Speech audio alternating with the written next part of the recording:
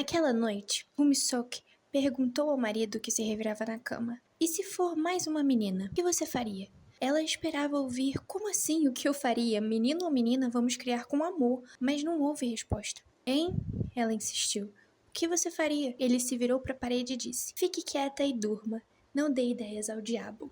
Oi, gente! Hoje nós vamos falar sobre Kim Jong-un, nascida em 1982. De antemão, eu já venho aqui me desculpar porque eu não sei falar o nome e o sobrenome dos personagens, até porque é em coreano, eu não faço ideia de como se pronuncia nada. E assim como você deve ter visto no vídeo, a gente vai conversar um pouquinho sobre qual é o papel da mulher na sociedade, trabalho, na arte, e eu queria dizer que é o primeiro vídeo do canal, então eu tô um pouco assim perdida, porque eu tenho na minha mão um telefone pra gravar o áudio, um livro e um roteiro, então eu tô muito perdida, tá bom? Espero que vocês não liguem tanto.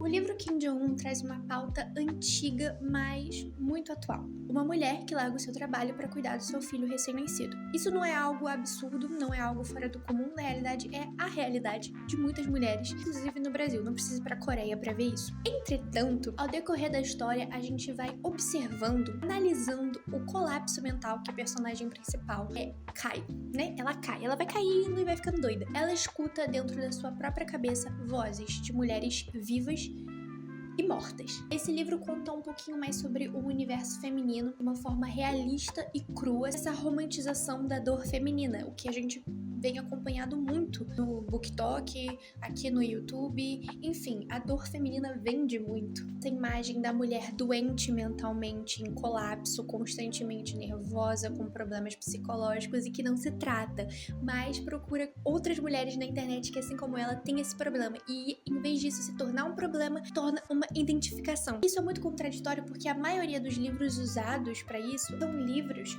que deveriam ser uma imagem de conforto, sabe? São livros pra saber que você não tá doida sozinha e não pra romantizar essa vida afetada e melancólica. A gente tem um problema e que esse problema muitas das vezes é estrutural, mas não pra você ficar na merda, é pra você aprender a sair dela. Kim, que é a nossa protagonista, ela passa por esse surto por conta de estresse e pressão psicológica, e isso não é um spoiler do enredo, tá literalmente escrito aqui. Mas esse tipo de livro eu não considero que nada aqui seja um spoiler. Esse livro é o tipo de livro que você lê pra aprofundar o seu conhecimento, não por causa do enredo ou da trama, sabe? É mais sobre a mensagem do livro. E além de uma escrita maravilhosa, com uma mensagem melhor ainda, esse livro simplesmente entra no dia a dia de uma mulher que não consegue esquecer que antes de ser mãe, esposa ou empregada de alguém, ela é um ser humano. E justamente por não conseguir se dobrar a isso e se renegar dessa forma, ela entra em colapso. Ela tem muita coisa pra ser e ela não tá conseguindo ser porcaria nenhuma. Mas pra gente entender esse colapso mental entre ser um papel social e ser um ser humano, a gente precisa entender o que é ser um ser humano na sociedade. É engraçado, pra não dizer triste, que os estudos sobre nós, seres humanos, habitantes da Terra, é na realidade um estudo majoritariamente feito de homens por homens. Homens estudando o comportamento, a vida e a cabeça de outros homens. Um exemplo disso é um estudo que não é tão recente, mas que sempre me pega, que eu sempre fico muito em choque sobre quantas horas nós temos que dormir por dia. A realidade é que a gente descobriu que devemos dormir, claro, 6 horas por dia, é o mínimo e o ideal seriam 8 horas por dia, mas na realidade, mulheres têm que dormir mais do que homens. Não é assim um número exorbitante, mas quando a gente coloca dentro do cotidiano e de uma rotina, a gente entende que faz diferença sim. Além da área científica, podemos falar também sobre o tratamento familiar que um homem e que uma mulher cisgêneros recebem quando estão se desenvolvendo sexualmente. Para o homem, o sexo é uma coisa comum, quase que obrigatória. Mas é engraçado porque, na maioria das vezes, é claro, não todas as vezes, ele precisa de uma mulher para fazer isso. Só que a forma como aquela mulher enxerga o sexo é completamente diferente de como ele enxerga o sexo, por mais que eles estivessem fazendo a mesma coisa e juntos. Para o homem, o sexo é uma demonstração de poder, virilidade, orgulho. Para a mulher, a maioria das vezes o sexo é um tabuzão, um tabu enorme. Motivo de vergonha, repúdio, medo. Conhecer seu próprio corpo, impor seus limites e impor as suas vontades também. E além disso, saber quais são os seus limites e quais são as suas vontades, porque às vezes a gente não sabe nem isso, é uma coisa que é negada. pra gente. É impossível a gente saber sobre isso porque é incorreto uma menina ter curiosidade e conversar sobre isso, mesmo que sejam com pessoas do seu núcleo familiar, mesmo que seja com a sua mãe, que até mesmo a sua mãe foi ensinada assim, dessa forma. Então acaba virando um ciclo infinito. Desesperador. Enquanto isso, numa contrapartida, o sexo é quase como uma obrigação pro homem. Sim, gente, é muito claro que o patriarcado também afeta homens. A cultura de que você não é sensível, de que você não é uma pessoa, você é um homem. É muito engraçado, porque a mulher não é uma pessoa, ela é uma mulher. E você não é uma pessoa, você é um homem. Entende? A gente distingue essas imagens, se vocês conseguirem entender. O sexo acaba se tornando um marco, uma despedida da vida infantil, infanto-juvenil para a vida adulta. Daí a gente vê cenários onde as mulheres literalmente sofrem abusos dentro dos seus próprios relacionamentos e sequer sabem disso. Como ela iria saber? Alguém contou pra ela que, caso ela esteja dormindo inconsciente e o seu marido, o seu namorado, ou a pessoa com quem ela se relaciona, faça qualquer coisa com o corpo dela enquanto ela está dormindo inconsciente, isso é caracterizado como crime? Não apenas uma coisa desconfortável, é crime? Talvez ela nem saiba disso. Quantas mulheres passaram por isso e não sabem sobre isso? Isso não é uma coisa falada. E os homens, em contrapartida, novamente, são incentivados a fazerem coisas como essas. Entende? Então, é um lado criado para ofender e magoar o outro lado, e às vezes aquele lado não quer ofender e magoar, mas ele é introduzido a fazer isso, e o outro lado, ele não quer ser ofendido e magoado, mas ele é introduzido a não revidar. Resumo, nosso corpo, a nossa mente, a nossa existência é uma extensão da existência masculina, que anos e anos depois de muita luta está sendo visto como algo independente e único, e não apenas uma extensão do outro. Elas desenvolveram confiança em um olhar crítico, mas ainda assim não conseguiam entender porque os meninos eram os primeiros da lista. O número 1 era um garoto, tudo começava com um garoto, e isso parecia ser o natural, o certo. Exatamente como nunca questionamos porque a identidade dos homens começa como o número 1 e a das mulheres como o número 2. Trabalho feminino. Vídeo, se não me falha a memória, sobre o neonazifascismo da queridíssima Rita Von Hunt. Ela diz: o nosso sistema, ele nos deu o direito de trabalhar para que nos fosse cobrado o dever de lucrar para eles. Ela não disse com essas palavras, mas assim, escrevendo um roteiro, eu me empolgo, aí eu escrevo umas coisas assim, muito poéticas. O que a gente tem é apenas um valor braçal pra eles. É bom pro capitalismo que mulheres, viados, travestis, pretos, gordos façam trabalho, porque se a gente lucra centenas de reais com isso, eles lucram dezenas de milhares com isso. Então, não é porque a gente... Claro, temos as nossas lutas, temos as nossas causas, mas o sistema só afrouxou a roda com a gente porque ele iria se beneficiar com isso. De repente virou um benefício e pessoas marginalizadas e minoria trabalhem, sejam aceitos. Venham todos trabalhar pra gente, porque a gente gosta de vocês. A partir de agora, a gente é amigo. Então vocês trabalham, a gente pega a mão de obra de vocês e em contrapartida, no mês das mulheres, a gente te dá um bombom e uma rosa, tá bom? Mas mesmo que a gente tenha começado a ganhar visibilidade nesse ramo, a gente ainda é retratado, por exemplo, em obras cinematográficas como sempre a secretária, sempre a subjugada, sempre uma mulher trabalhando para outro homem, é sempre assim. Quando a gente é finalmente tratada como um símbolo de chefia, de poder, de presença, na realidade a gente é só uma megera, retratada como uma mulher sem escrúpulos, porque não dá pra você ser boazinha e chegar ao topo. Se você chega ao topo, você sai perdendo de alguma forma. Porque na maioria das vezes a gente não consegue ser retratada como uma chefe, líder, mãe e esposa. Não, porque a casa precisa de uma mulher. Tem uma mulher no trabalho, falta uma mulher dentro de casa. Quantas obras retratam um homem de negócios como pai? Além de Clique, que eu só lembro de Clique. Escrevendo o roteiro eu só consegui lembrar de Clique. São pouquíssimos, são raras essas obras. Mas quase todo filme que tem uma mulher bem sucedida na sua área corporativa tem uma família destruída por trás. Não se engane, é certeiro. Como se criar um filho e manter a casa fosse um trabalho para uma pessoa, e essa uma pessoa não pode, em hipótese alguma, ser um homem. O homem pode até perder o seu papel como provedor da casa, mas ele nunca vai se rebaixar ao papel feminino de cuidar da casa e fazer o trabalho invisível da mulher, virando um inútil, né? Um completo inútil da dinâmica familiar. No livro Aurora, O Despertar da Mulher Exausta, que eu pretendo trazer aqui pro canal futuramente, que tem muita coisa pra gente falar sobre esse livro, coisas inclusive que eu não coloquei aqui porque eu vou colocar no outro vídeo. Capítulo O Trabalho Invencível da Mulher, a autora discorre um pouquinho sobre isso. Introduz o pensamento do trabalho emocional. Esse trabalho emocional, ele é sempre atribuído ao gênero feminino. É comum a gente ser mais cobrada pra ser educada, pra ser gentil, pra ser altruísta, principalmente para ter mais disponibilidade, bom humor. A gente tem que ser prestativo. E ela cita no livro que, apesar da gente não estar mais em 1960, ainda existe essa forma de dividir cargos por gênero. Mulheres ficam no atendimento ao público, função de intermediar o cliente e a agência, a empresa.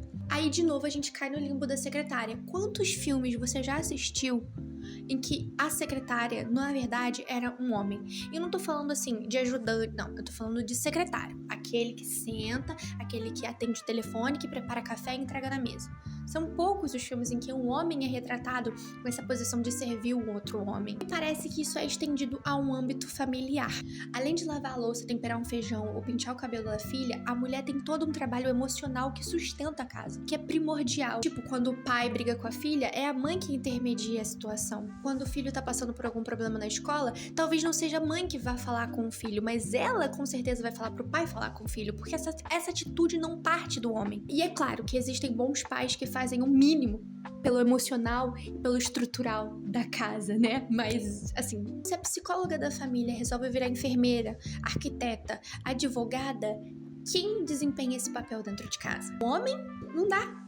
O homem não nasceu pra isso. O homem não sabe se expressar. Ele não sabe lidar com os seus sentimentos.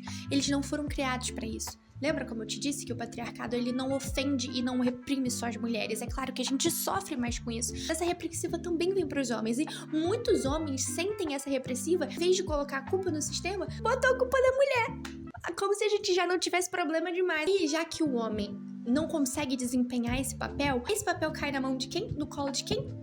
Da irmã mais velha. Tenha uma filha mulher primeiro. Assim você não destrói todas as suas relações familiares, apenas uma, assim consegue manter o equilíbrio dos outros participantes da família. Eu cuido da mochila, do material escolar e da lição de casa do Jong-un desde os 10 anos. Quando tínhamos a idade dele, limpávamos o chão, pendurávamos a roupa, preparávamos o lamen e fritávamos os ovos sozinhas.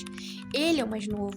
Não, você quer dizer que ele é o filho homem. Agora vamos para o ato 3, o divino feminino, a mulher na visão do homem. Provavelmente, se você é interligado na cultura geek, você já ouviu falar de Scott Pilgrim, que eu não sei falar o nome. Eu sei falar o nome de ninguém. Pode me prender que eu sou uma analfabeta funcional. Querendo falar de livro ainda por cima. Essa obra é analisada por muitas mulheres como um exemplo da mulher divina. A mulher que só existe para satisfazer, curar ou estar lá para um homem. Mas, se você não conhece o filme, a gente pode resumir dessa forma. O Scott achou a mulher da sua vida e ele vai fazer de tudo por ela.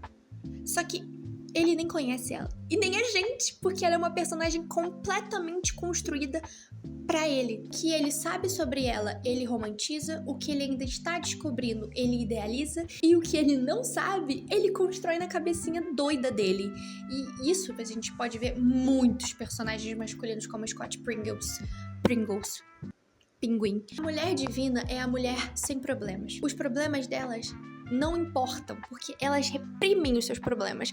Os únicos problemas da relação são os seus. São os problemas que a gente precisa sentar, conversar e resolver. Ela é a parceira ideal, mesmo que ele não seja o parceiro ideal pra ela, porque isso não importa, não é sobre ela. Descrevendo esse tipo de mulher, né, esse tipo de característica, me lembra muito do personagem Amber da série Invencível. De novo, se você é geek, talvez você tenha o conhecimento. Eu não vou falar nerd, porque pra mim, na minha humilde opinião, nerd é quem é estudioso, geek é quem é nerdola. Só que falar nerdola, na minha cabeça, me remete ao Discord, gente suja, nojenta, com essas ideias meio nazistas. O problema da personagem da Amber é que ela não é assim. E ela leva um hate absurdo. Aqui, eu acabei de ver que é uma figurinha. Card de One Piece. É porque esse telefone é do meu irmão. Eu juro que eu não sou assim, também desse jeito. Ela namora um cara que nunca tá lá pra ela. Ela namora um cara que nunca está presente e que quando está presente fisicamente, nunca consegue estar presente 100%. Mas o ideal seria ela relevar isso tudo, até porque ele é um super-herói, então é uma causa nobre.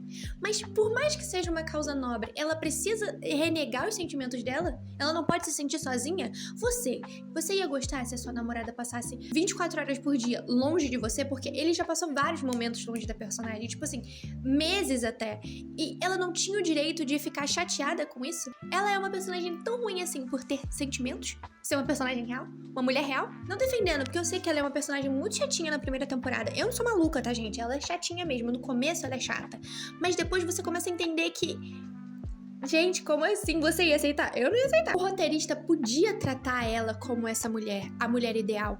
Uma mulher que quase que faz parte do cenário. Ela existe pro Mark pra tá lá, construção de personagem dele, pra que quando ele tivesse um problema, ela fosse o ombro amigo. Por mais que quando ela tivesse um problema, ele não estivesse lá pra dar o ombro amigo pra ela. Até porque a história dele é mais importante do que a história dela. A gente tá ali pra consumir a história do super-herói e ela sequer tem poderes. Então... na série faz sentido, só que na vida real, quando a gente aplica esse tipo de pensamento, porque tem homens que pensam assim, tá? Tem muitos homens que pensam assim, isso não cola. Amigo, você quer uma namorada parceira que esteja lá pra você, que seja chave, e você é isso? Sabe, lá no terceiro ano a gente tem uma atividade que eu consigo lembrar até hoje, que é direitos e deveres. Tem o direito de querer uma parceira legal, que esteja ao seu lado, que se preocupe com os seus problemas, mas pra esse direito você tem que ter o dever de ser assim com ela também. Até porque não é só a sua história que importa, você não é o Mark, você é o Juninho. Eu não sei nem por que eu tô falando como se tivesse homem assistindo esse vídeo, porque homem não clicaria num vídeo sobre mulher, pra começo de conversa. Então, respondendo a pergunta núcleo do vídeo. Qual é o papel da mulher na sociedade? É o papel que o homem quiser. Sinto muito, sei que não era isso que você queria ouvir, mas é verdade. E a verdade dói. Isso vai além da gente como um indivíduo. Isso a gente tá falando de uma sociedade. Se o homem quiser que a gente vá de divindade até escrava, ele vai criar um cenário social para qual isso seja possível. Mudar isso é uma luta diária, constante. Porque a gente não é subjugada como em 1500, que a gente ainda não seja descaracterizada e reprimida. Constantemente somos colocadas em caixinhas. Caixinhas como a da mulher ideal, que assim como a Kim Jong-un, é classificada como um ser que nasceu para cuidar, lavar, passar, se reproduzir e que quando ela tenta ser qualquer coisa além disso, ela é reprimida pela sociedade. Ou também tem a caixinha do The Manic Pixie Dream Girl, traduzido pro português falado, pro carioquês, no meu caso, que eu sou carioca, ela tá perfeita para um homem, como a gente citou antes. Ela tem ambições, mas não as que ultrapassem as ambições do homem. Ela é engraçada, mas ela nunca vai ser mais engraçada que o homem. Ela é sexy, mas ela não é vulgar. Bem, é que tá muito em alta hoje em dia a mulher burnout. Essa daqui foi eu que apelidei, tá? Aqui não tem nenhuma nomenclatura socióloga por trás, não. Essa daqui foi by Lorena. Aquela que só tem valor quando ela joga tudo pro alto. Todas as suas relações interpessoais, toda a sua vida pessoal, em troca de ser a mulher de negócios, como a gente falou antes. A que faz demais, a que trabalha demais e no final de tudo acaba divorciada, porque o marido dela queria ter filho e ela não queria jogar 20 anos de trabalho pra cima pra cuidar de criança. Eles determinam o significado de maternidade. Eles determinam o significado de feminilidade. Eles determinam o que é ser uma mulher. E eles sequer se perguntam pra gente como é ser você. Seja você uma mulher cisgênero, você é uma mulher transgênero, seja você asiática, branca, preta, indígena, independente, eles nunca vão perguntar pra você como é ser você. Resumidamente, esse foi o tópico do vídeo de hoje. Eu espero muito que vocês tenham gostado. Deixem aqui nos comentários alguma experiência sua ou alguma dica ou alguma sugestão de livro para os próximos vídeos. E leia Kim Jong-un, nascida em 1982. E depois desse livro eu vou fazer umas aulas de coreano para conseguir reproduzir o som do nome dos personagens, que eu me senti uma burra. Não que eu tenha qualquer obrigação de saber coreano, mas, gente, pelo amor de Deus, chega a ser ofensivo com a autora.